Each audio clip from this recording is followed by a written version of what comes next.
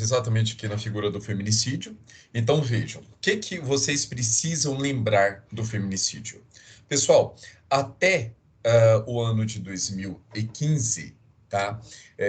Não existia essa figura 2015. A Lei 13.104 de 2015, ela foi publicada no Diário Oficial no dia 10 de março de 2015. Ou seja, numa terça-feira, 2 dias depois do Dia Internacional das Mulheres. E entrou no nosso mundo jurídico exatamente para quê? Para privilegiar uma classe, tá, extremamente vulnerável, que são as mulheres, ok? Nós vivemos numa sociedade machista até os nossos dias atuais. Os homens, infelizmente, são criados, não só os homens como as mulheres, são criados pensando nessa sociedade machista. Tanto é que quando criança, nós sabemos que o homem nunca recebe uma boneca para ele brincar, sempre é carrinho, são brinquedos de ação, ao passo que a mulher, ela é domesticada, tá? Desde criança, para ser o sexo frágil, tá? E detalhe, desde criança o homem é ensinado a resolver os seus problemas com fúria, tá? Então, isso eu estou falando na maioria dos lares, tá? Nós temos várias exceções, mas estou falando em questões de números. Quando um filho briga na escola, qual a tendência do pai? O pai fala assim, não, luta, aprende a se defender e não sei o quê, quebra a cara do outro coleguinha e não sei o quê. E a mulher não. Então, veja, é um problema estrutural. É um problema estrutural. E isso, pessoal, reflete na nossa vida adulta. Por quê? O homem, ele tem aquela ideia de que é dono do corpo da mulher e acha que pode fazer o que bem entender, tá? E a mulher sempre foi tida por vulnerável. Por isso que, por causa daquelas mazelas sofridas pela mulher Maria da Penha, em que a ONU colocou o Brasil em mora, falou que era necessário, sim, melhorar a proteção das mulheres em situação de vulnerabilidade, por isso que surgiu a Lei 11.340 de 2006. Ok? A Lei Maria da Penha, ela surgiu exatamente para isso, para proteger, usando aí dessas ações afirmativas, né, tratar as pessoas desiguais na medida da sua desigualdade. E por isso entrou no mundo jurídico o feminicídio. Lembrando a vocês que o feminicídio, em tese, ele é classificado como uma novatio legis imperius, tá? Uma lex gravior, uma lei pior. Por quê? Aumentou a pena de um homicídio simples, que era de 6 a 20, para 12 a 30. Então, só pode ser aplicada aos crimes cometidos depois do dia 10 de março do ano de 2015, tá? Princípio da irretroatividade da lei penal. Ok? Artigo aí 2º, parágrafo único do Código Penal, somado com o artigo 5º, inciso 40 da Constituição Federal. Ok? Beleza.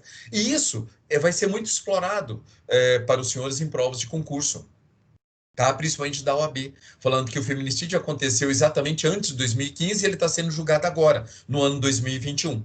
Tá? Então, veja, tem como aplicar as regras do feminicídio? Não tem, porque é uma lex grave, é uma lei pior. Princípio da irretroatividade. Ok? Pois bem, outra questão. O feminicídio fala homicídio cometido contra a mulher por razões do sexo, da condição de sexo feminino. Quando nós lemos este preceito derivado qualificador, nós ficamos em dúvida. Mas assim, por condições do sexo feminino é o quê? Se a mulher tem a genitália feminina, se a mulher tem, se a pessoa, se o indivíduo tem vagina, é o suficiente para ser aplicado à figura do feminicídio? Pessoal, não. Por que não?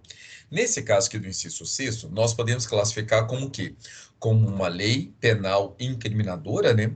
E nesse caso, o preceito derivado, ele é incompleto, ele é imperfeito, tá? Então, aí surge a famosa lei penal em branco. E como é o preceito derivado que é incompleto, nós classificamos ele como que lei penal em branco derivadamente remetida. Ele vai me remeter a algum lugar. O professor Rogério Sanches fala que esse é um caso de lei penal em branco ao quadrado. Por que ao quadrado?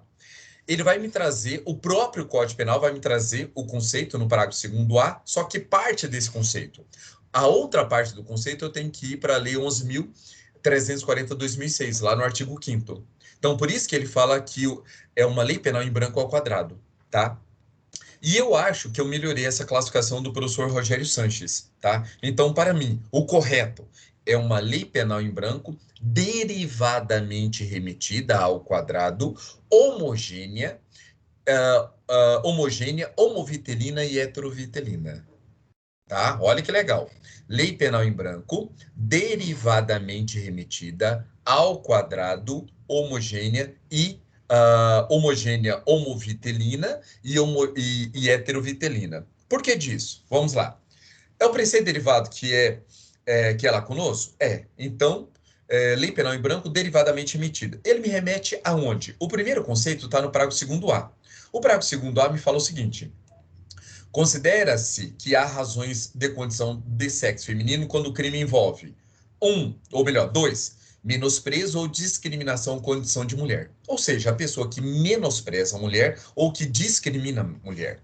Então, lembre daquele motoqueiro em Goiânia que ele só atirava contra mulheres que estavam esperando o ônibus, no ponto de ônibus. Tá? Ele odiava a mulher, discriminava a condição de mulher. Tá? Agora, tem pessoas que menosprezam a condição de mulher. Por exemplo, imagine vocês, aquele machista que trabalha numa grande empresa e está aí prestes a sair uma promoção, e ele acha que vai ser promovido e, na verdade, vai ser a colega dele que vai ser promovido.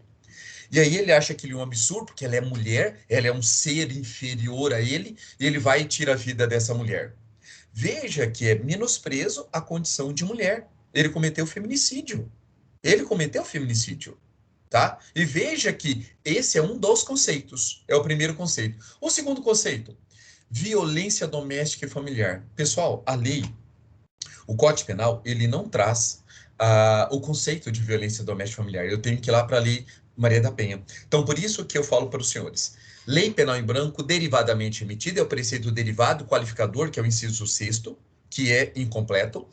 Aí ele é homogêneo porque os dois complementos são trazidos pelo próprio Congresso Nacional, tá? Então, por isso que eu falo que a lei penal em branco é derivadamente remetida ao quadrado, né? Homogêneo, porque é o Congresso que me traz. Agora, homogêneo, homovitelino, porque o primeiro conceito está aqui no parágrafo 2º A, inciso 2. Ou seja, o próprio conceito está no Código Penal. Então, ele é homogêneo e homovitelino. E ele também é homogêneo heterovitelino, porque eu vou ter que sair do Código Penal e vou ter que ir lá na Lei Maria da Penha, na Lei 11.340/2006. Vou levar os senhores a ela. Só um momento.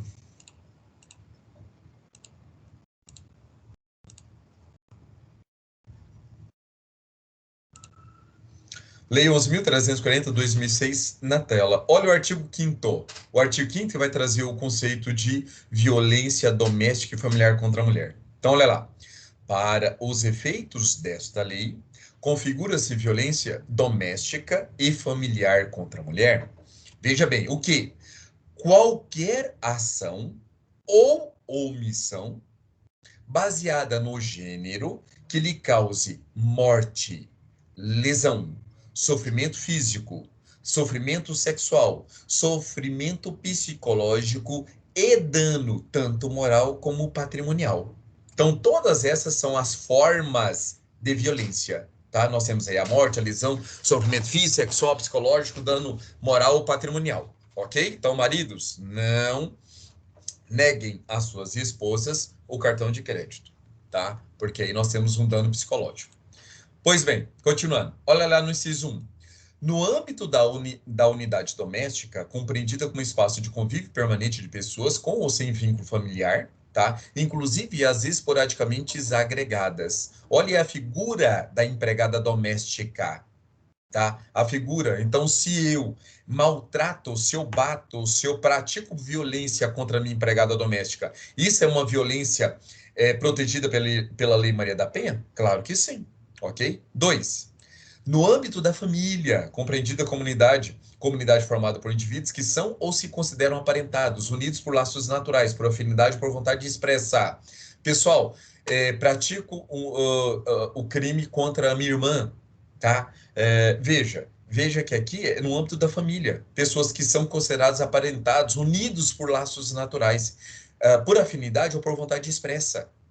Tá? Então, veja, neste caso aqui, as pessoas que moram na minha família, nessa comunidade ali formada por indivíduos, também é um conceito abrangente de violência doméstica. E o último, em qualquer relação íntima de afeto no qual o agressor conviva ou tenha convivido com a ofendida, independentemente de coabitação. Então, olha que interessante. Se eu namoro com uma pessoa, mas eu nunca morei com essa pessoa, cada um mora nas suas casas, nós podemos falar que é caso de violência doméstica familiar contra a mulher? Claro que sim. Uai, nós temos aí uma visita ilustre, Paulo?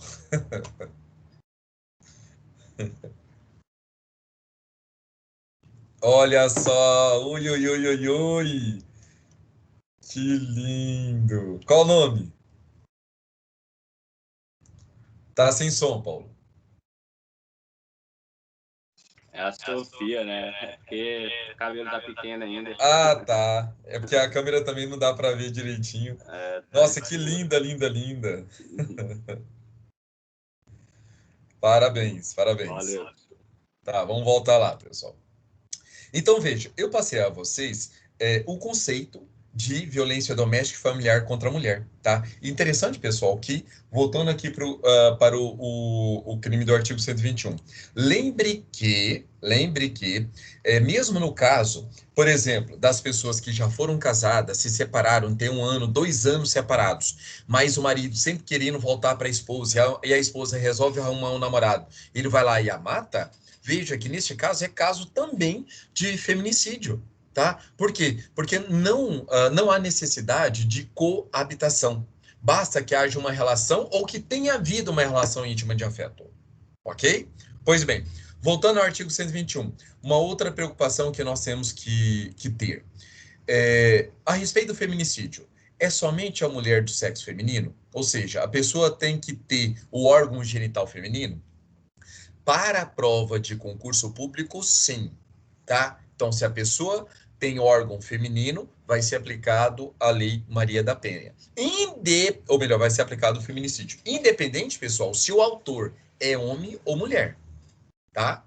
Independente se é homem ou é mulher, tá? Vai ser aplicado o feminicídio, tá? Se a mulher, né, estiver nesses conceitos do parágrafo 2º A ou do artigo 5º da Lei 11.340.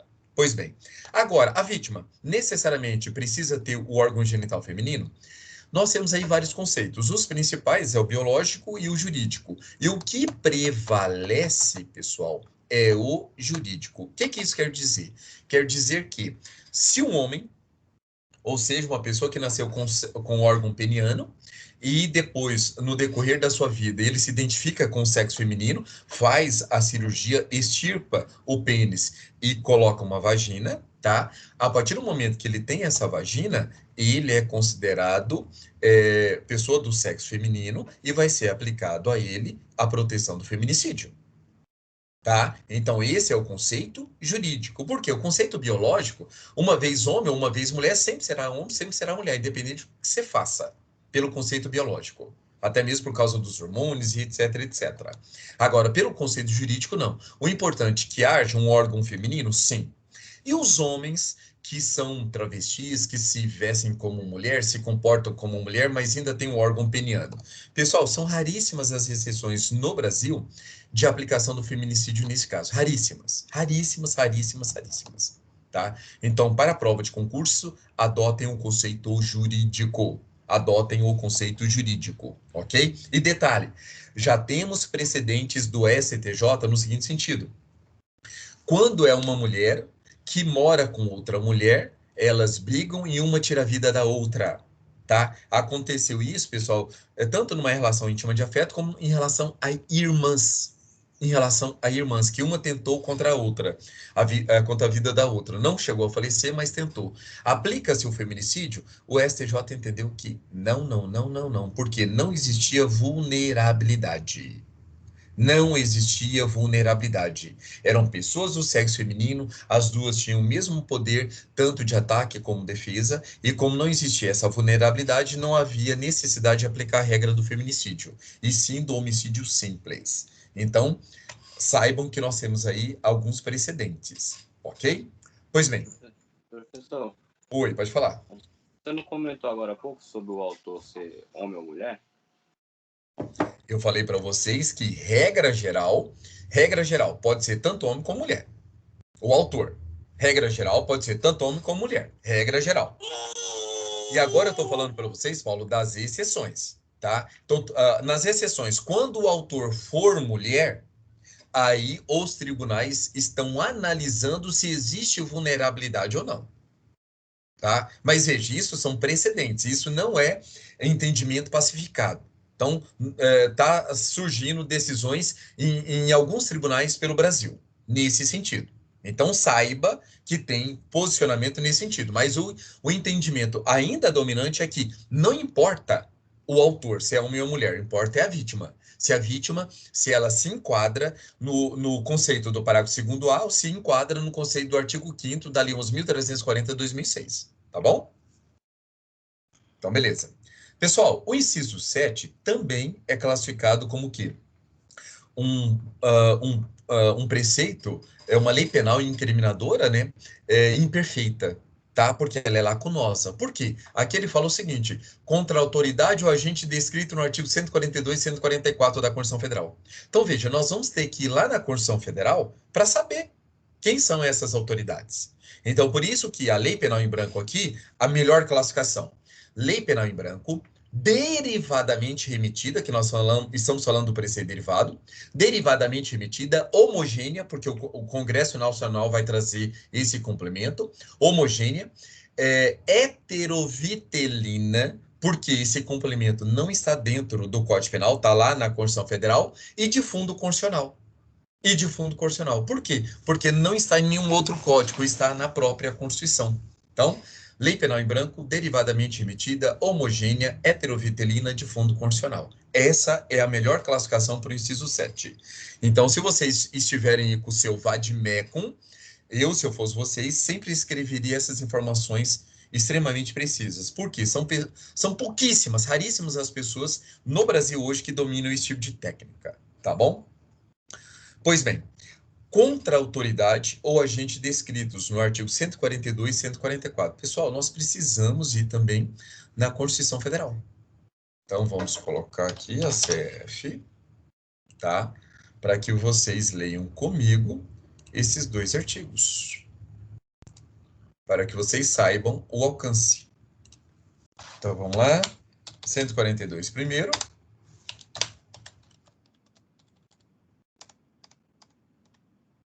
Na tela. As Forças Armadas, constituídas pela Marinha, pelo Exército e pela Aeronáutica. Então, veja, pessoal, quais são as autoridades? Todas as autoridades que compõem as Forças Armadas, seja da Marinha, pelo Exército e pela Aeronáutica.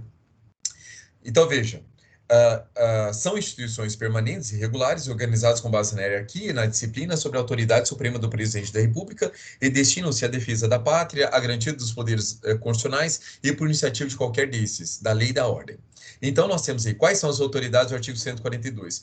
Todos os membros das Forças Armadas, sejam da Marinha, do Exército ou da Aeronáutica, ok? Pois bem, vamos ao artigo 144.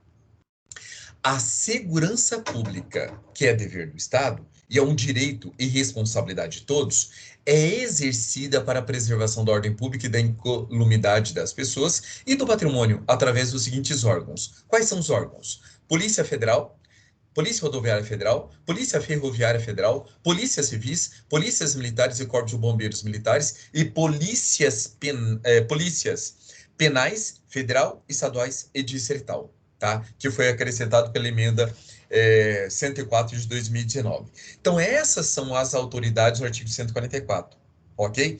O professor Rogério Sanches, ele fala também do parágrafo 8º, só deixa eu colocar aqui para vocês.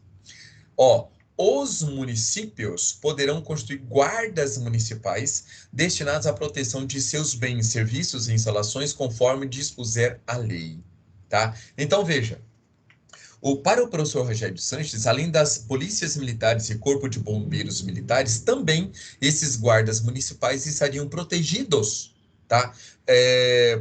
Pelo artigo 121, parágrafo 2º, inciso 7. Tá? Mas veja, isso é um posicionamento dele, tem aí divergência, até hoje não houve uma pacificação nesse sentido, se os guardas municipais podem ou não. Particularmente, pessoal, se são autoridades, aí vamos voltar agora para o artigo 122. Vamos lá. Ou melhor, para o artigo 121. Então, veja. Vamos ler agora ele na sua inteireza. Contra a autoridade ou agente descrito no artigo 142 e 144. Se nós formos fazer uma interpretação literal, o artigo 134, ele compõe do preceito primário e do preceito derivado. Tá? Nós temos ali, todos aqueles parágrafos fazem parte do artigo 144. Se lá é colocado as polícias militares, corpos de bombeiros militares, coloca ali também a figura do agente de trânsito, eu entendo que está assambarcado. Eu entendo que está assambarcado. Por quê? Faz tudo parte do artigo 144, tá? Então veja, todas as autoridades, 142 e 144, integrantes do sistema prisional. Então, veja, nós colocamos 142, mais 144, mais integrantes do sistema prisional, mais Força Nacional de Segurança Pública, tá? Então, todas essas pessoas, desde que no exercício da função ou em decorrência dela. Então, um crime está sendo cometido em razão do exercício da função dessas autoridades, ou em face dela. Ou seja, a pessoa pode não estar no serviço. Mas se eu mato, por exemplo, um policial, porque eu sei que ele é policial, tá? E eu quero matar o policial, então é em decorrência dela. Então, nesse caso, não vai ser homicídio simples, vai ser o famoso policialcídio, inciso 7. E olha que interessante, olha a abrangência. Se eu pratico homicídio contra o cônjuge, pessoal, quem é a figura do cônjuge? É a pessoa casada, não o companheiro. Só que veja que a lei de 2015 já foi esperto, o nosso legislador já foi esperto. Ele colocou não só a pessoa casada, como também a pessoa que vive em concubinato. Então, se eu pratico crime contra o cônjuge, contra o companheiro, tá? Ou parente consanguíneo, olha o erro aqui do nosso legislador. Ele só protege o parente por consanguinidade. E detalhe, até o terceiro grau. Até o terceiro grau, tá? Então imagine, qual o seu grau de parentesco para o seu irmão? Você está numa fase, vai para o seu pai, do seu pai você vai para o seu irmão, tá? Então assim, e para o filho do seu irmão, você vai sempre fazendo essa escadinha para você saber o grau de parentesco. Se é de primeiro, se é de segundo, tá? Então, o seu pai primeiro grau, o seu irmão segundo grau, o sobrinho de terceiro grau. Abaixo do seu sobrinho já não dá mais. Ok? Pois bem, então veja, aqui tem um problema. Por que um problema? A figura do filho adotivo. Pessoal, a figura do filho adotivo. O professor Rogério Sanches fala que a Constituição proíbe qualquer discriminação a respeito do filho adotivo. E ele entende que o filho adotivo, se eu mato um filho adotivo de um policial, eu vou responder pelo policialcídio. Data vênia, entendo que o professor errou, e errou feio. Por quê? A proteção constitucional é para que não haja discriminação para o filho adotivo. Aqui nós não estamos falando do crime cometido pelo filho adotivo. Nós estamos falando de uma pessoa que cometeu um crime. Então, veja, se eu pego e aumento o alcance aqui da norma para colocar também um filho adotivo, veja que aqui eu não tenho interpretação analógica. Por quê? Nós vimos no artigo 121, no inciso 1, no inciso 3º e 4º, que lá sempre tinha casos e depois tinha uma expressão genérica, que eu poderia colocar várias outras situações. Aqui não. O inciso 7, ele é específico. Parente consanguíneo até o terceiro grau. Mas é consanguíneo. O filho, não, o filho adotivo não é por consanguinidade. Não é por consanguinidade. tá? É por afinidade, não é consanguinidade. Então, veja, eu não concordo com o professor Rogério Santos, eu acho que isso seria uma hipótese de analogia em Malam-Parten. Analogia em Malam-Parten. Então, se mata o filho de um policial e esse filho é adotivo, é homicídio simples ou uma outra qualificadora, mas não o inciso 7. Não o inciso 7. Mas saibam que tem posicionamentos divergentes na doutrina sobre isso. E não temos uma sedimentação, tá? Não temos uma sedimentação. Então, fazendo uma interpretação literal, ele está fora. Ele está fora. O filho adotivo está fora, tá? Pois bem, então reclusão, pessoal, de 12 a 30 anos. Já falamos sobre a pena. Já falamos sobre o parágrafo 2º A. Agora vamos para o homicídio culposo. Ou vocês têm alguma dúvida? Professor, Hum. mas mesmo aí, já que não está descrito aí, né?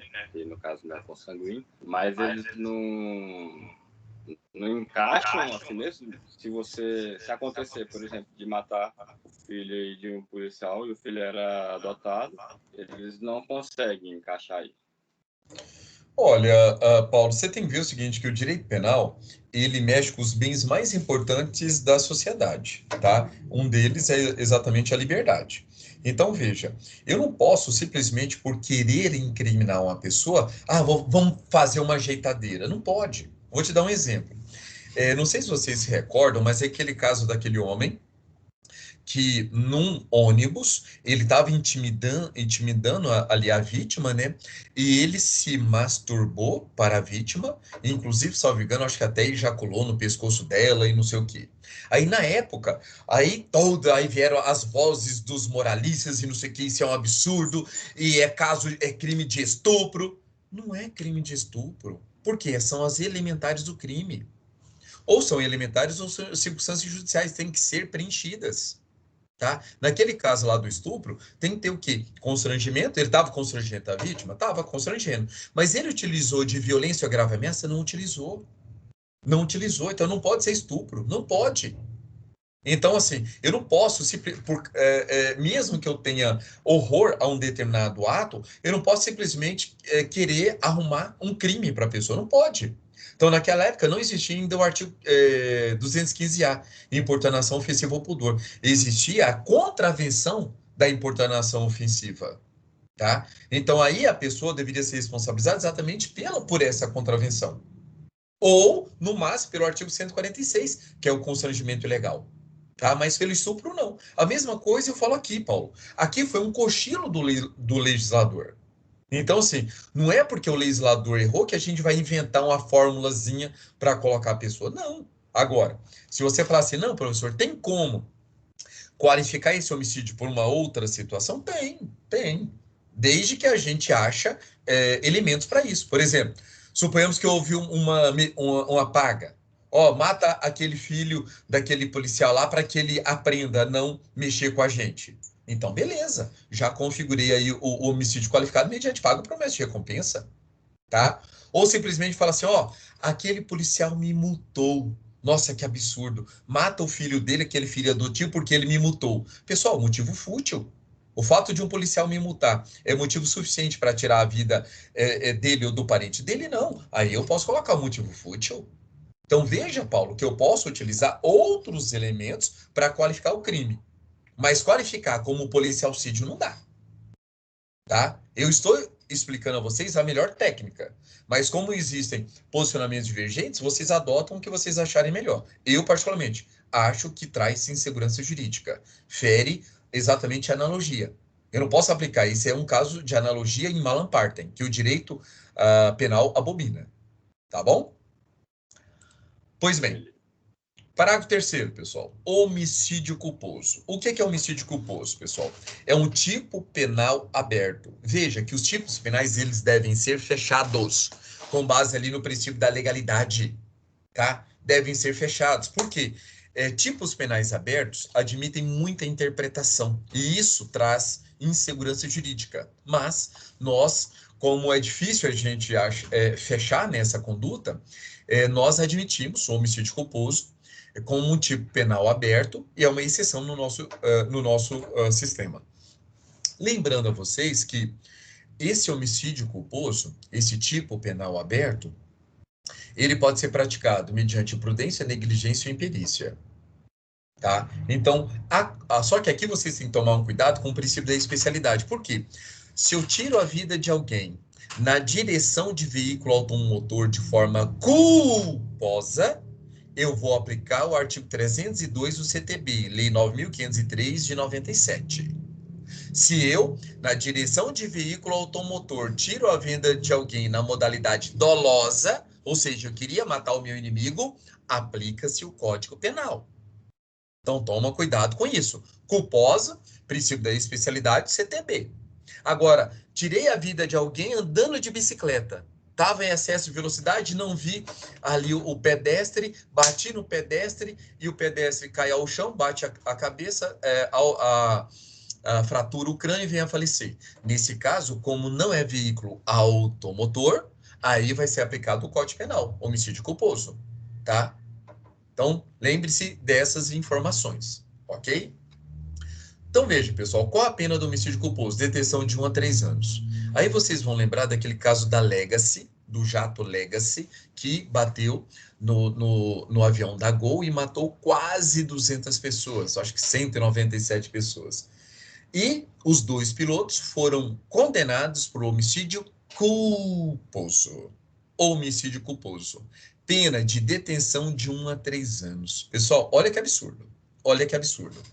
Pena de detenção de 1 a 3 anos. E olha só. Nesse caso, é concurso de crimes. Foram 197 homicídios culposos. Neste caso, como é concurso de crimes, eu tenho que saber se é crime material, se é crime formal ou se é crime continuado. Aí vocês têm que lembrar das regras do artigo 69, 70 e 71. Não foi concurso material, porque o concurso material prevê 2 ou mais ações. Lá foi só uma ação. Então, é o artigo 70, é concurso formal. Então, quando a gente, mediante uma só ação ou omissão, pratica 2 ou mais crimes, idênticos ou não. No caso, foi idênticos, que foi tudo homicídio.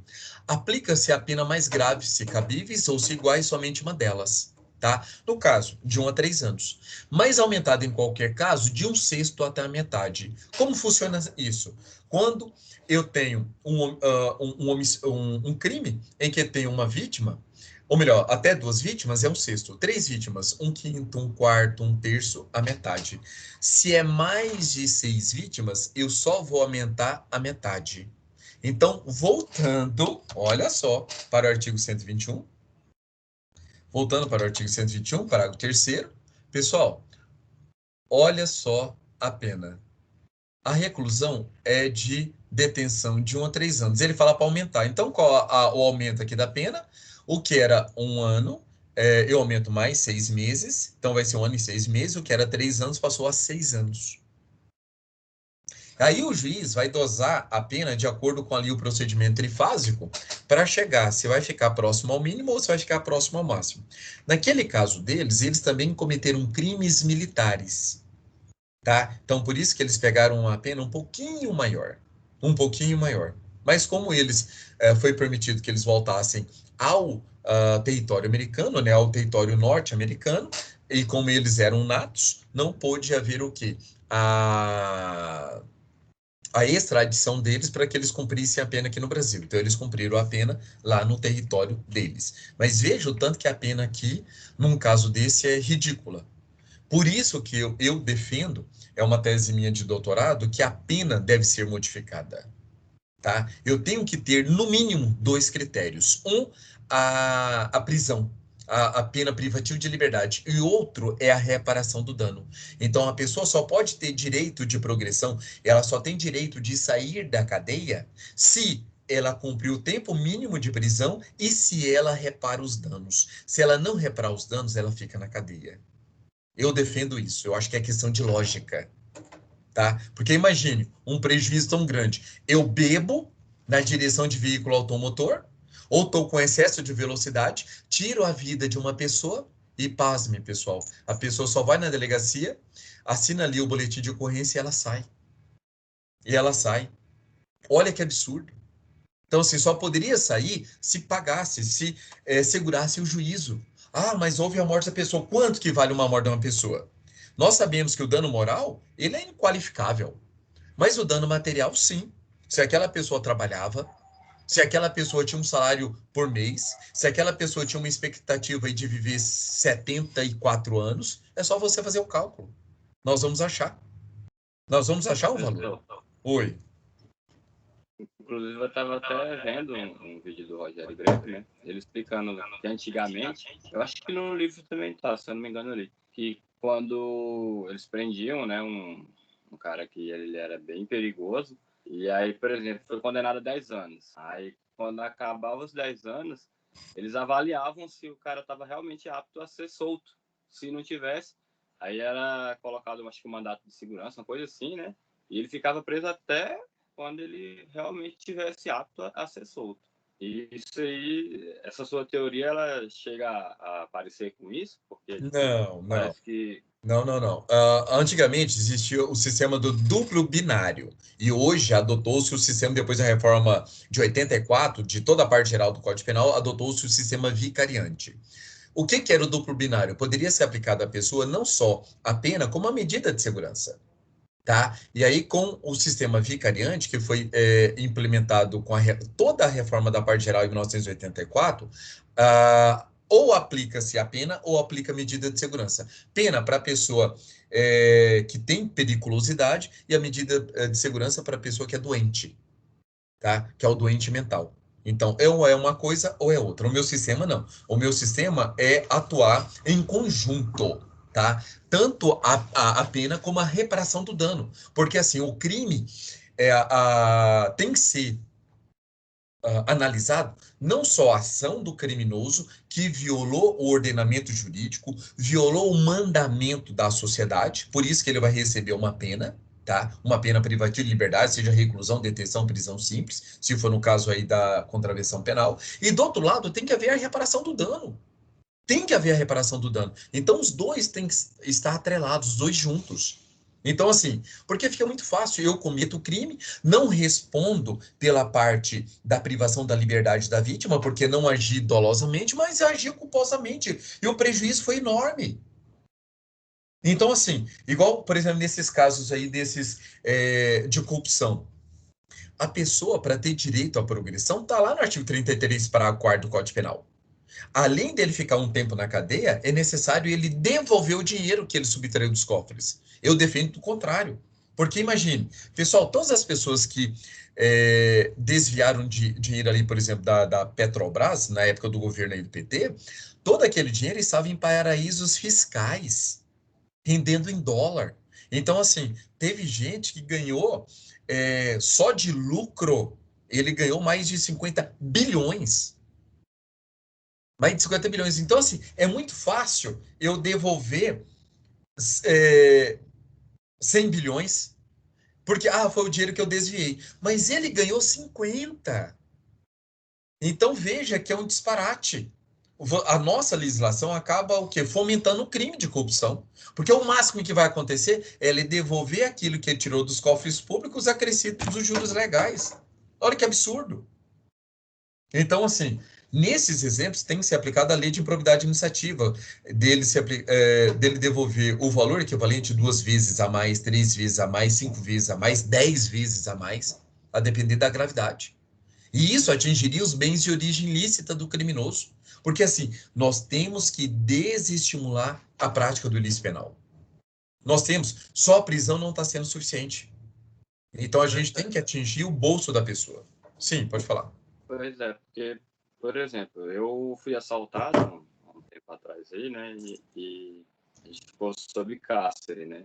Também. E ainda a gente perdeu algumas coisas, uns bens. E aí, se eu não me engano, no processo, falava que parece que ele tinha que me devolver o valor que eu perdi, né? De prejuízo material. E só que aí se trata de uma pessoa que nunca vai ter esse dinheiro para me pagar, né? Aí eu não sei se a pessoa ainda está presa, que inicialmente estava presa, mas eu nem sei se já está, ainda está, porque já tem 3 anos. Mas não houve reparo nenhum até então, né? Então, Paulo, o que que acontece? Isso não é requisito para progressão. Isso não é requisito. Por exemplo, se a pessoa comete um crime patrimonial e ele devolve esse dinheiro antes do início da ação penal, se for um crime, por exemplo, furto sem violência, é uma causa de diminuição de pena. Tá lá no artigo 16, que é a ponte de prata do Código Penal, o arrependimento posterior. Se ele faz isso durante a ação antes da sentença, é considerado uma atenuante. Agora, se ele não faz, não vai fazer diferença. Ele vai cumprir a pena ali, e se ele pagou o prejuízo que a vítima fez ou não, ele vai ter direito à progressão, sair no regime fechado para o semiaberto e depois para o aberto. E isso que eu não concordo. Isso que eu não concordo. Uma coisa eu te falo, por mais que a pessoa seja pobre, eu te falo, para sair da cadeia, ele vende a mãe. Ele vende a mãe. Então, assim, teria que ter essa obrigação no nosso Código Penal, tá? Ou seja, a pessoa, para ele sair da cadeia, é necessário duas coisas. Uma, o cumprimento de uma pena mínima. E duas, fazer a reparação do dano. Tá? Ele só poderia sair se ele fizer as duas coisas. Se não fizer, fica lá, mofa, vai trabalhar para o Estado. Vai trabalhar para o Estado, e aí, ao trabalhar, ele junta dinheiro para pagar. Tá? Porque assim, tem que ter uma consequência. Se não tem consequência, fica muito fácil. Por isso que as pessoas continuam bebendo ao volante e matando pessoas. Tá bom? Pessoal, vamos lá. Vamos voltar aqui para o Código Penal. Então, veja, parágrafo 4º do artigo 121. Pessoal, no homicídio culposo, então estou falando do homicídio culposo, a pena aumentada de 1/3 é causa de aumento de pena. Então, o parágrafo 4º é o quê? É um preceito derivado com causa de aumento de pena. Se o crime resulta de quê? De inobservância, de regra técnica, de profissão, de arte ou ofício. Tá? Então, veja. Então, suponhamos que eu sou motorista profissional de van e acabo cometendo o crime aí culposo por excesso de velocidade, ou porque eu não prestei atenção, virei no local proibido, ou avancei o sinal vermelho. Então, veja que, neste caso, a minha pena do crime culposo será aumentada de 1/3. Por quê? Porque eu não observei a minha regra técnica de profissão.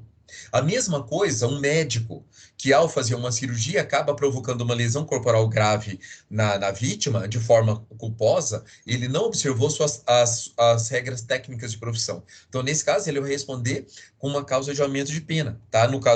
Neste caso aqui do homicídio, se a pessoa falece, é um homicídio culposo por culpa aí do médico, ele vai ter essa pena aí de 1 a 3 anos, majorada aí em 1/3. Tá bom?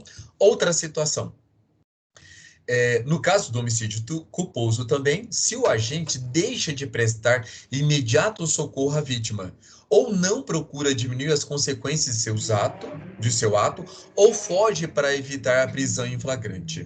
Pessoal, aqui há uma discussão na doutrina e chegou isso ao Supremo Tribunal Federal, tá? Por quê? Os criminalistas defendiam que era um direito do acusado fugir do desfile da culpa, porque é um direito dele. Tá? E o STF fez uma interpretação desse parágrafo 4º e falou assim, olha, ele não pode fugir, porque é direito dele prestar socorro à vítima, tá? Tentar diminuir as consequências do seu ato, ou ele pode muito bem, para evitar a prisão em flagrante, ele pode ficar no local e se apresentar. Então, se a apresentação dele é espontânea, tá? O próprio CTB fala que não vai ser imposto a ele prisão em flagrante, ok? Então, assim, e ele, aí, tem o princípio netetegere, como é que é o nome? Netenetur sedetegere. O que quer dizer isso? Quer dizer que ninguém é obrigado a fazer prova contra si. Então, assim, a pessoa pode ficar ali no local, pode chamar a polícia e etc. E na hora que a polícia chega, fala assim, não, me reserva o direito do silêncio. Só vou falar com a presença do meu advogado. Então, veja que o Supremo, ele fez exatamente essa interpretação. Ele pode ficar no local e ele não precisa fazer prova contra si, ele pode ficar exatamente quieto. Agora, se ele foge, no caso aí, do homicídio culposo. Se ele foge e não presta socorro à vítima, suponhamos aí no caso que eu falei para vocês aí da bicicleta, que eu atropelei uma pessoa, não é veículo automotor, senão nós vamos aplicar o CTB. Então, nesse caso, se a pessoa foge, haverá esse caso de aumento aí de 1/3. Haverá esse caso de aumento de 1/3. Então, o certo é a pessoa não fugir, chamar o corpo de bombeiros ou chamar a polícia, e ao fazer isso, não será imposto a essa pessoa prisão em flagrante. É claro que ele vai na delegacia para que seja colhido as informações sobre o evento criminoso, mas logo em seguida ele será posto em liberdade, tá bom? E se não for posto em liberdade, aí nós, como advogados dessa pessoa, poderemos ingressar com habeas corpus, falando da ilegalidade da prisão, tá? Agora, a segunda parte do parágrafo 4º, ele já fala sobre o homicídio doloso, tá? Não é culposo mais, agora é o homicídio doloso. Se doloso homicídio, a pena também será aumentada em 1/3, ou seja, causa de aumento de pena, se o crime é praticado contra a pessoa menor de 14 anos. Então, se a pessoa é menor de 14 anos, aumenta-se a pena em 1/3. Ou é maior de 60 anos, tá? Lembrando a vocês, se tratar de feminicídio, eu não aplico o parágrafo 4º, vou aplicar lá o parágrafo 7º, tá? Então, aqui eu estou matando um menino de 13 anos, então 1/3 de aumento de pena. Ou uma pessoa maior de 60 anos, também 1/3 de pena, tá bom? Causa de aumento de pena. Parágrafo 5º. Na hipótese de homicídio culposo, o juiz poderá deixar de aplicar a pena se as consequências da infração atingirem o próprio agente de forma tão grave que a sanção penal se torna desnecessária. Pessoal, aqui eu tenho a figura do perdão judicial. Então, é aquele famoso caso em que a pessoa vai dar ré no seu veículo e acaba atingindo o filho e mata o filho, tá? É interessante que nós aplicamos a regra do parágrafo 5º, apesar de ser um crime previsto lá no CTB, porque é na direção de veículo automotor, só que lá não existe perdão judicial. Houve uma palhaçada na época, tinha um dispositivo semelhante lá, só que foi revogado pelo presidente da República, foi não recepcionado pelo presidente da República, alegando que já tinha essa normação do Código Penal. Tá? É uma anomalia que a gente acaba utilizando o parágrafo 5º no CTB. Aqui, pessoal, o correto seria o quê? Aquele pai que mora num local extremamente perigoso, alguém mexendo na porta, ele acha que é um bandido e ele atira e acaba matando o próprio filho. Tá? Então, nesse caso, homicídio culposo. Ele vai ser responsabilizado? Veja que nesse exemplo não, porque o juiz pode aplicar o perdão judicial, porque as consequências do crime, ou seja, ele matou um ente querido, um ente que ele não queria matar, é tão grave que a sanção penal se torna desnecessária. Tá? Um outro caso de aplicação do perdão judicial se deu num caso em que a vítima estava no seu carro e atropelou uma outra pessoa. E essa pessoa veio a falecer. Só que ele capotou o veículo e ele ficou tetraplégico. Tá? Então, veja, nesse caso também foi aplicado o perdão judicial, por quê? Porque as consequências da infração penal foram tão graves que a pena se tornou desnecessária, porque o cara está tetraplégico, ok? Então, uma outra situação. E aqui do perdão judicial, tome cuidado do seguinte, quando, suponhamos, a pessoa está no seu veículo e no seu veículo, no interior do veículo, tem um filho e tem um coleguinha do filho. E aí a pessoa age com imprudência, negligência ou imperícia, depender da modalidade, e acontece um acidente e os dois vêm a óbito. Os dois vêm a óbito, tanto o filho como o coleguinha. Neste caso, vai ser aplicado o perdão judicial aos dois eventos? As duas mortes? Não. Nesse caso, só a respeito do próprio filho. Em respeito ao outro, que não tem esse sentimento, né, esse laço, essa intimidade, ele vai responder pelo homicídio culposo normalmente com a pena de 1 a 3 anos. Tá? De 1 a 3 anos. E neste caso, como ele é motorista, ainda vai ser aplicado aí a pena de 1/3, né, do parágrafo 4º. Por quê? Porque ele praticou o crime desrespeitando uma regra de profissão. Tá? Se ele for motorista profissional, nós vamos aplicar essa regra. Tá? Se ele for motorista profissional, aplicaremos sim essa regra. Ok? Professor, Pode falar. aí sendo qualquer tipo de familiar, acho que também encaixa, né? Não só filho, né? Olha, Paulo, depende. Suponhamos que o motorista esteja transportando a sogra e suponhamos que ele Aí, odeia a sogra E suponhamos que ele, de propósito, ele bata numa árvore exatamente para que a sogra seja lançada contra ali o para-brisa. Então, neste caso, nós podemos falar não só não vai ser aplicado perdão, como podemos falar até em homicídio culposo, homicídio doloso, tá? Não, você Então, não assim, pode usar exemplo botando sogra, não, porque aí já apelou também. então, tudo assim, se tiver um laço de amizade, de afinidade, de carinho, de amor, podemos trabalhar a figura do perdão judicial? Podemos sim, tá? Pessoal, parágrafo 6º. A pena é aumentada de 1/3 até a metade, então veja aqui que o aumento já é maior, tá?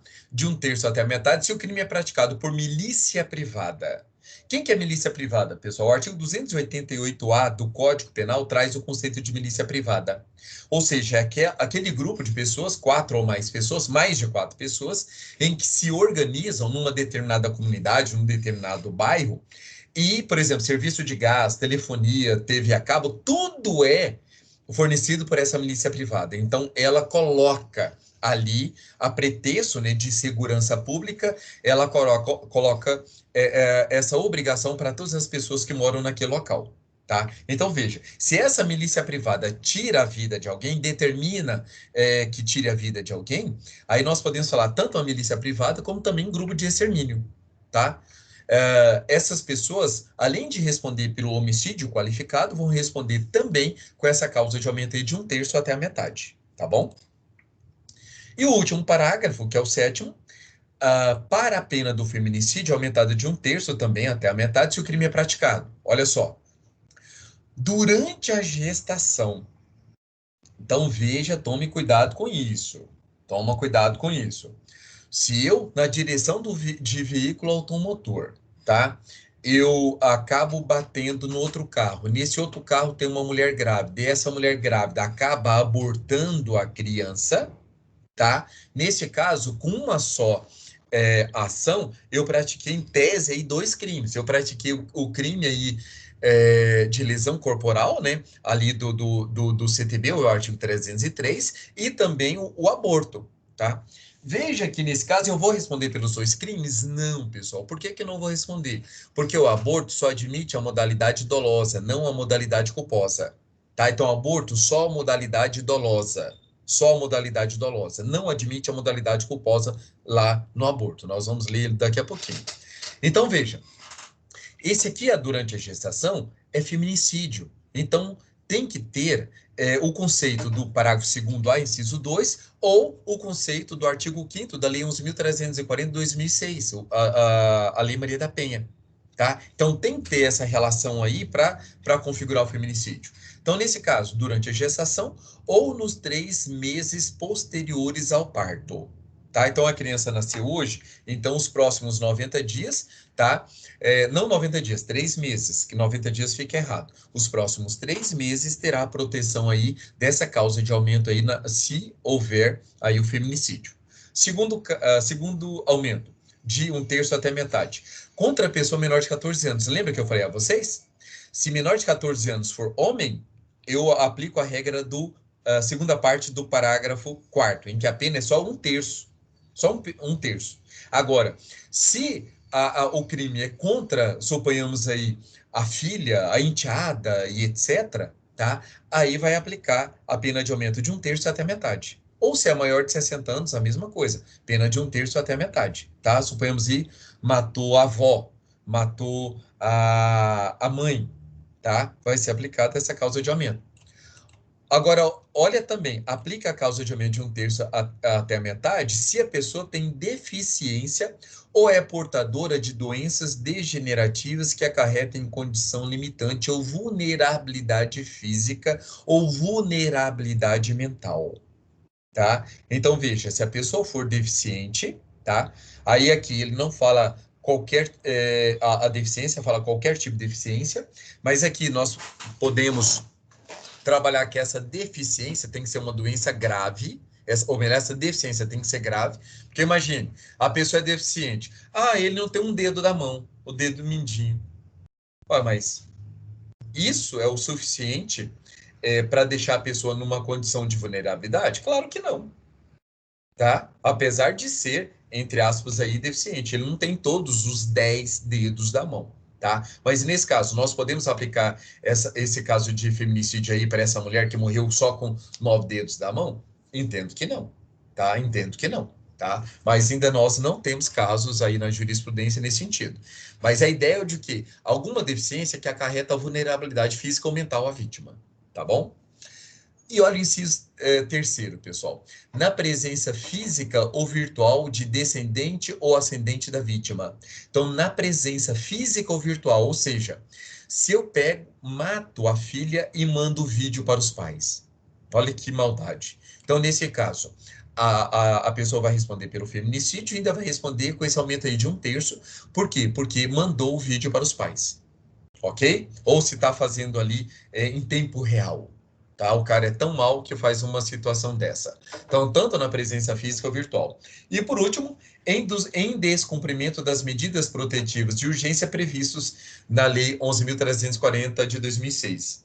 Pessoal, lá tem um crime no artigo 24A, em que fala que a pessoa, uma vez que a pessoa o juiz determina, ó, você não pode se aproximar da vítima a uma distância de 200 metros. Se ele desrespeita essa ordem e se aproxima da vítima, ele já cometeu o crime do artigo 24A.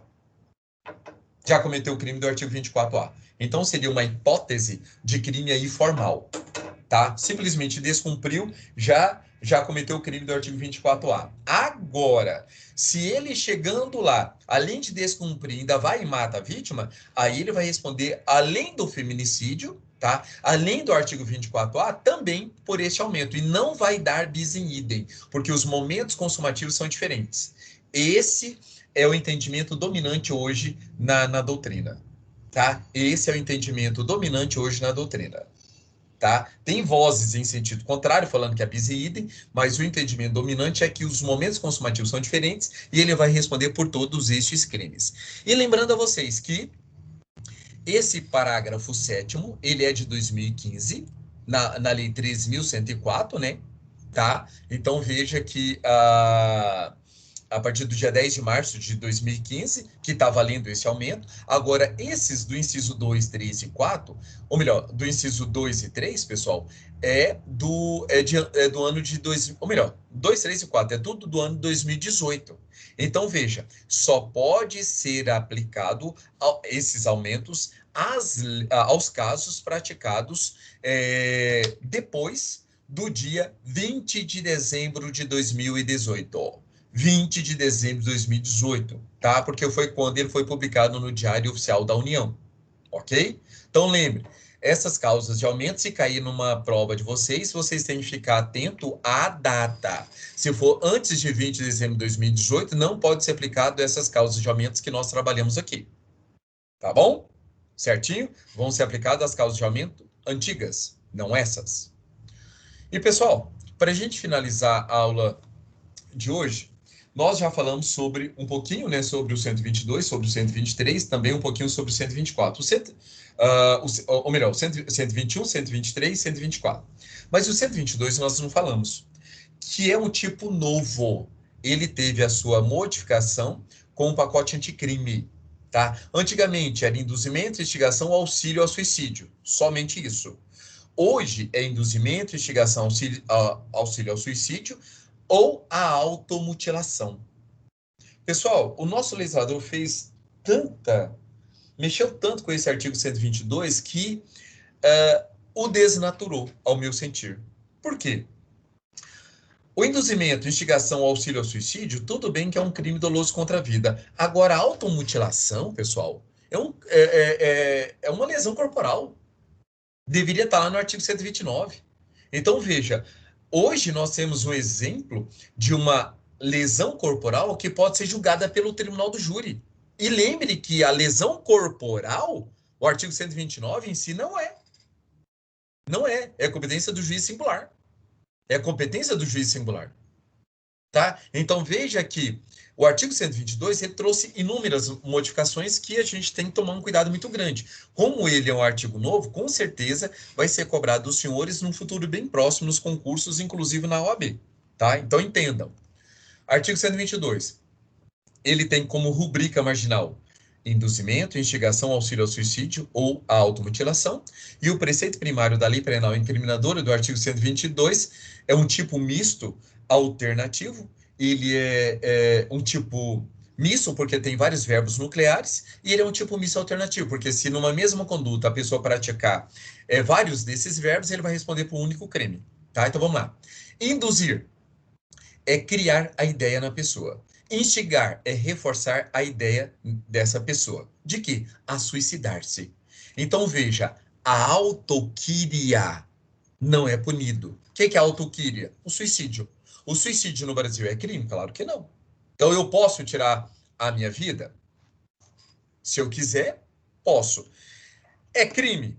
Em tese, não, pessoal, apesar que a doutrina entende que é um ato ilícito. Por quê? Porque lá no artigo 146, eu posso usar de constrangimento, eu posso utilizar de força para evitar que alguém suicide. Tá? Então, por isso que dá uma ideia de licitude aí dessa conduta. Agora, o que é criminoso é o induzimento, é a instigação dessa pessoa ao suicídio.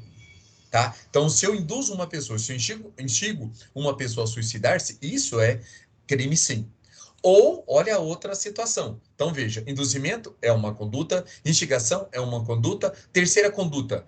Ou se eu induzo ou instigo alguém aqui a praticar a automutilação.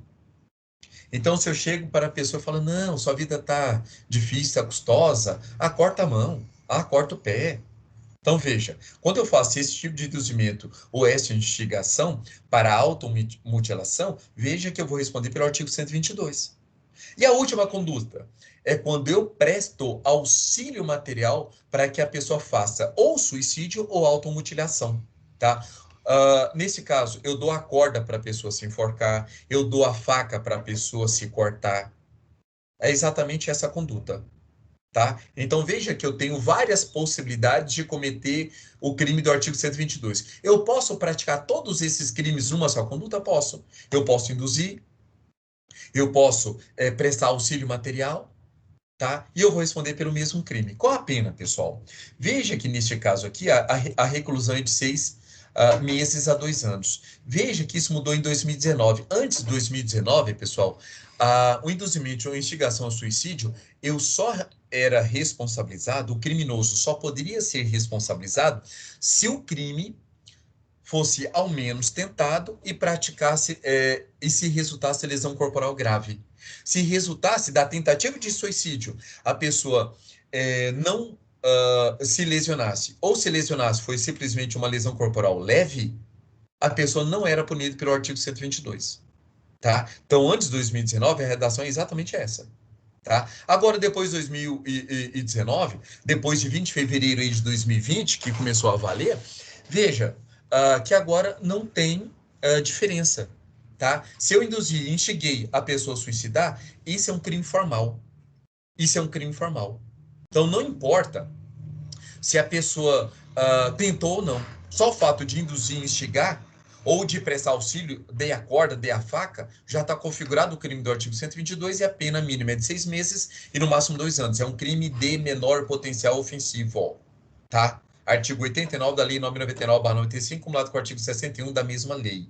Nesse caso, como a pena não ultrapassa 2 anos, o Ministério Público vai fazer uma proposta de suspensão do processo. Se a pessoa aceitar, ele fica com o processo paralisado de 2 até 4 anos. Tá? Estão lá, tanto no artigo 61, que vai falar o conceito de infração de menor potencial ofensivo, e no artigo 89, que é o sursi processual. Ok? Pois bem, olha o parágrafo 1º. Se da automutilação ou da tentativa de suicídio resulta lesão corporal de natureza grave ou gravíssima, nos termos do parágrafo 2º do artigo 129 deste Código, reclusão de 1 a 3 anos. Pessoal, veja que aqui eu tenho uma qualificadora. Por quê? A pena mínima, que era de 6 meses a 2 anos, passou a 1 a 3 anos. E veja que esse preceito derivado qualificador, ele é lacunoso, porque eu não sei as condições. Eu vou ter que estudar o parágrafo 1º e o parágrafo 2º. Então, eu posso classificar esse parágrafo 1º como lei penal em branco, derivadamente remitida, homogênea ou movitelina. Por quê? O complemento está dentro do próprio Código Penal. Tá bom? Então, nesse caso, Se for lesão corporal grave ou gravíssima, a pena da pessoa que induziu, instigou ou prestou auxílio vai ser de 1 a 3 anos, ok? Beleza. Parágrafo segundo. Se o suicídio se consuma ou da automutilação resulta morte, tá? Pessoal, nesse caso, pena de reclusão de 2 a 6 anos. Então, veja que não é o agente que está tirando a vida da vítima. Ele instigou, ele induziu, ele prestou auxílio. É a própria vítima que está tirando a sua vida. Seja pelo suicídio, seja em decorrência da automutilação. A pessoa cortou os pulsos. Tá? Então, nesse caso, essa pessoa que induziu, instigou ou prestou auxílio, ele vai ter a pena de 2 a 6 anos. A pena é duplicada. Pessoal, qual a pena é duplicada? Essa aqui, de 2 a 6 anos. Tá? Então, a pena é duplicada. Então, vai ser de 4 a 12 anos. Se o crime é praticado por motivo egoístico, por motivo torpe ou por motivo fútil. Tá? Motivo egoístico. Eu pedi para que a minha irmã se suicidasse. Para quê? Para que eu ficasse com a herança. Tá? Além de ser egoístico, também é torpe isso. Eu peço a pessoa para suicidar-se por quê? Porque eu queria o tênis daquela pessoa. Motivo fútil. Ok? Se a vítima é menor ou tem diminuída por qualquer causa a capacidade de resistência, aqui existe um problema. Por quê, pessoal? Nós vamos ver no parágrafo mais embaixo que vai falar da idade, mas veja. Esse inciso 2 só tem justificativa se a pessoa for maior de 14 anos e menor de 18. Então, se ela é maior de 14 ou menor de 18, beleza. Por quê? Porque a pessoa ainda tem capacidade de consentir. Abaixo de 14 anos, sistematicamente, o Código Penal, com base no artigo 217-A, que é o estupro de vulnerável, entende que não existe capacidade de discernimento nesse caso. O discernimento ele é nulo. Então, aí, se eu induzo uma criança a tirar a própria vida, pessoal, aí seria caso de homicídio, e não do artigo 122, e sim o artigo 121. Tá? Então, esse inciso 2, eu tenho que interpretá-lo dessa forma. Se a vítima é menor ou tem diminuída por qualquer causa a capacidade de resistência, ela tem que ter um pouquinho de discernimento. Porque se ele for nulo, é homicídio. É homicídio. Mas vamos ver o problema mais embaixo. Vamos lá. Olha o parágrafo 4º. E veja que a pena aqui é de 4 a 12 anos. Olha o parágrafo 4º. A pena é aumentada até o dobro. Até o dobro. Então, o dobro aqui. 2, 1 ano, 3 anos. 6, 3, 9 anos. Então, seria de 3 a 9 anos, não é? Aí ele está falando para aumentar até o dobro. Não está falando para duplicar. É para aumentar até o dobro, não é? É isso? Qual o dobro de 2? Aí é metade, né, pessoal? Então, veja, dobro é o dobro, é vezes 2. Então, o mínimo é 4 e o máximo 12. É 12? É o dobro. 2 vezes 2, 4. 2 vezes 6, 12. Então, aqui o mínimo é 4 e 12. Então, a mesma coisa. Se a conduta é realizada por meio da rede de computadores, de rede social, ou é transmitida em tempo real. Tá? E isso tudo nós estamos falando o quê? Se o suicídio se consuma ou se resultado morte. Tá? É uma sequência. É uma sequência lógica. Tá? Então, se a pessoa utiliza das redes de computadores e a pessoa morre, ou da automutilação ela vem a falecer, então a pena vai ser dobrada. Ok? Olha o parágrafo 5º. A pena aumenta-se de metade. Tudo isso, pessoal, nós estamos falando de causa de aumento de pena. Qualificadora é só esse caso aqui do parágrafo 2º, que a pena mínima, que era de 1, passou para 2 e de 3 passou para 6. Todos esses outros casos é causa de aumento de pena, não é qualificadora. Tá? Então, parágrafo 5º. Aumenta-se a pena em metade se o agente é líder ou coordenador de grupo ou de rede virtual. Então, veja, em tese, nós estamos falando ainda no caso de morte. Então, se a pessoa é líder ou coordenador de grupo ou de rede, vai aumentar a metade.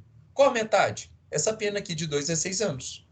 Tá? Agora sim, 2 é 1 ano, eu tenho 3 anos, e 6, eu tenho 3, 9, seria de 3 a 9, porque aumentou a metade. Tá? No parágrafo 5º. No parágrafo 6º, se o crime de que trata o parágrafo 1º desse artigo, o que é o parágrafo 1º desse artigo? Ele fala exatamente da automutilação ou da tentativa resulta lesão corporal de natureza grave ou gravíssima. Tá? Ele então está falando sobre isso, em que a pena é de 1 a 3 anos. Então, beleza, vamos lá. Se o crime de que trata o parágrafo 1º desse artigo, resulta lesão corporal de natureza gravíssima, tá? Veja que lá, pessoal, o parágrafo primeiro, ele faz lesão corporal grave ou gravíssima, pena de 1 a 3 anos. Agora, aqui no parágrafo 6º, ele já está falando especificamente sobre a lesão corporal de natureza gravíssima, que é o parágrafo 2º.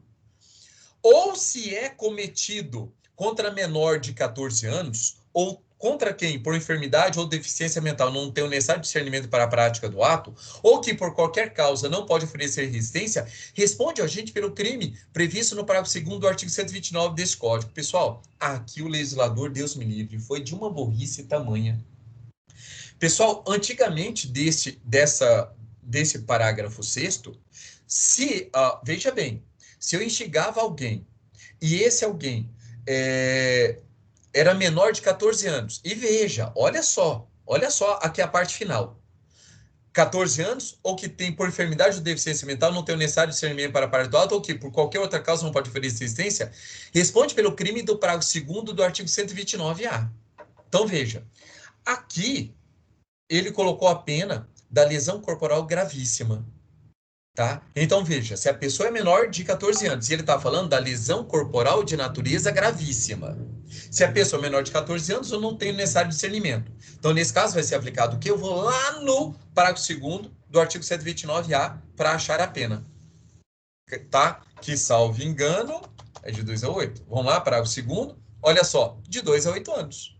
A pena é de 2 a 8 anos. De 2 a 8 anos. Ok? Pois bem, vamos lá. Olha a salada mista que aconteceu aqui nesses parágrafos. Olha o último parágrafo. Se o crime de que trata o parágrafo 2º desse artigo, meu Deus, qual é o parágrafo 2º desse artigo? Se o suicídio se consuma ou se da automutilação resulta a morte. Então vamos lá. Se o crime de que trata o parágrafo 2º desse artigo é cometido contra menor de 14 anos ou contra quem não tem o necessário discernimento para a prática do ato, não responde por resistência, responde o agente pelo crime de homicídio nos termos do artigo 121 deste Código. Pessoal, olha a salada mista. O artigo 122, eu tenho que analisar se a lesão corporal é leve, se a lesão corporal é grave, se a lesão corporal é gravíssima, e tem que analisar se a vítima é maior de 14 anos, se ele é menor de 14 anos, tá? Porque a depender é uma salada. Eu vou aplicar penas do próprio artigo 22, com causa adiamento de pena, ou eu vou aplicar a pena lá do artigo 129, ou vou aplicar a pena do homicídio. Então, assim, ele ficou gigante, ele ficou confuso, e é necessário que vocês leiam ele com mas com muita atenção, tá? Com muita atenção. Por quê? Porque ele ficou extremamente gigante, e um vai para lá, volta para cá, aplica lá na frente, aí volta para trás, tá? E todos esses parágrafos são leis penais em brancos derivadamente remetida, tá? Homogênea ou movitelina, porque ora o complemento está no artigo 129, ora o complemento está no artigo 121. Tá bom? Certinho? Tranquilos? Alguma dúvida até aqui?